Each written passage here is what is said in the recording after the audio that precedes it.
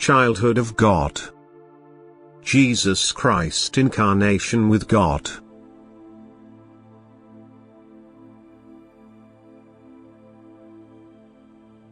The human being's spiritual goal should be the attainment of childship to God, for he is given the opportunity to develop into a brightest being of light during his life on earth and to depart from earth in complete union with God. This is the becoming one with God, which Jesus Christ also achieved on earth and which all people can attain if they strive for it in all seriousness. It is not beyond a person's strength. It only requires the strong will to live as Jesus Christ lived on earth, in unselfish love for one's neighbor.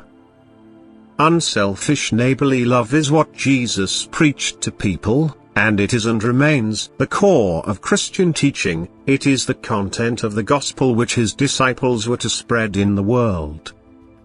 But the effect of a Christian life of love is something incomparably glorious.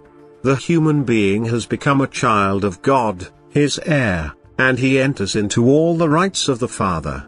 It can create and shape like him and use its strength in supreme bliss, which it fulfills through the intimate union with God.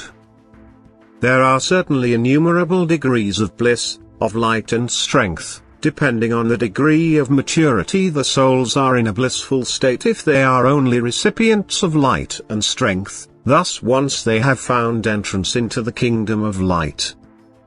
But a child of God is infinitely more blissful, for it has reached the degree of perfection which allows closest proximity and connection with God. It no longer feels separated from Him, it feels one with Him and yet is aware of its individual existence. It still possesses its free will which, however, has completely aligned itself with God's will.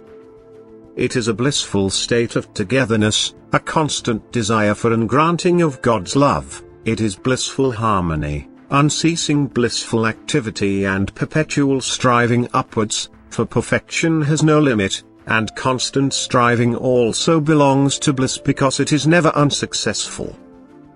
And the human being can already reach this highest degree of happiness on earth if he has the serious will. But only a few strive for it. Only a few humbly accept the fate which is imposed on them in order to be able to mature in a short time. For despite eager activity of love, the soul has to be purified through suffering if it wants to be able to receive the light in all its fullness. It must struggle on earth and endure much suffering and deprivation. It must walk the path Jesus walked on earth, love and suffer. It must carry the cross until the end. Then the soul will merge with God, it will become one with Him, it will be His child and remain so for all eternity. Amen.